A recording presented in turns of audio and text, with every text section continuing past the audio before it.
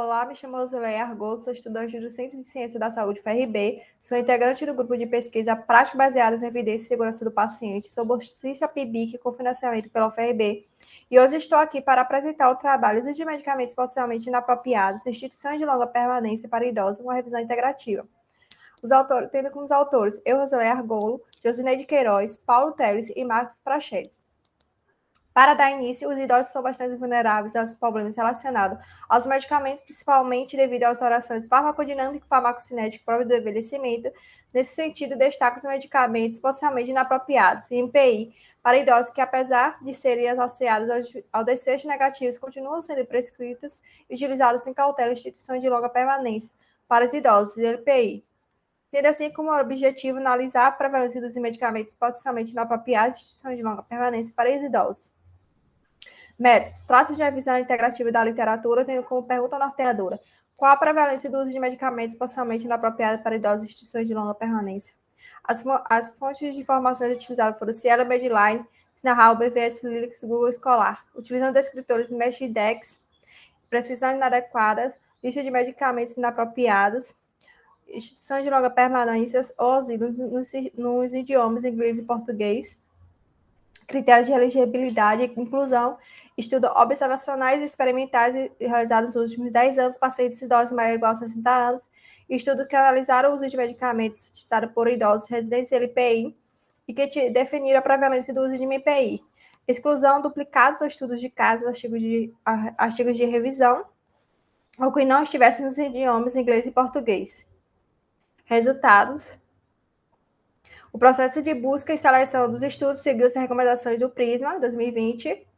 O artigo baseou-se em 11 artigos, sendo 6 foram publicados no Brasil, 2 na Malásia e 1 na Austrália, Irlanda e Espanha, respectivamente. O principal tipo do estudo foi transversal, com 10 estudos e os artigos publicados entre 2012 e 2019, sendo predominante o ano de 2012.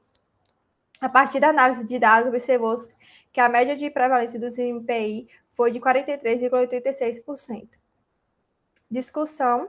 Após leitura sucessiva dos estudos selecionados, foi possível identificar 3 categorias, sendo elas a primeira, uso de medicamentos potencialmente inapropriados, que foram a utilização dos inadequados de inibidores de bondade de prótons, IBP, na Austrália, com a maioria dos BP era utilizada sem indicação clara, com 52%, e na Irlanda, com superdosagem de 7%. A ampla variação de prescrição dos benzodiazepínicos, como na Austrália, com 35%, na Irlanda, com 25,8%, e no Brasil, com 21,1%, e na Espanha, com 12,5%. Essa variação se deve às condutas diferentes entre os países, assim tendo a necessidade do uso de instrumentos validados e padronizados de condutas para garantir a maior segurança dos idosos. Os antipsicóticos são comumente prescritos em LPI na população estadunidense, foi de 31,63%, já na população brasileira, 26,5%, e nos australianos, 26,26%. A segunda categoria foram os fatores associados ao uso de medicamentos potencialmente inapropriados, tendo o sexo feminino, que existe, apesar de existir grandes diferenças biológicas, claro, em termos anatômicos e fisiológicos entre pessoas do sexo feminino e masculino, que não se reduz no sistema reprodutivo, mas que abre diversos outros aspectos, como o musculoesquelético cardiovascular, com a importância da não universalização do tratamento, a polifarmácia, que é o uso de muitos medicamentos, e com mais com o fator de risco para o uso de MPI, está associada com a polimorbidade, e assim tendo maior probabilidade de precisões inadequadas. A terceira categoria foram estratégias para a diminuição do uso de medicamentos potencialmente inapropriados, que é a desprescrição medicamentosa, que reduziram significativamente o número de medicamentos regulares. Essa atitude demonstra a ação efetiva na diminuição da polifarmácia inadequada, sistemas informatizados, que reduzem significativamente a prescrição de MPI para idosos, que possibilitam prescrições eletrônicas.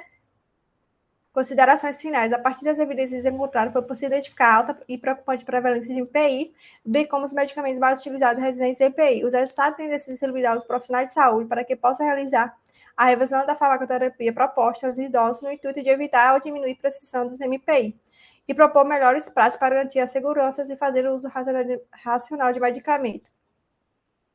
As referências utilizadas. Obrigada.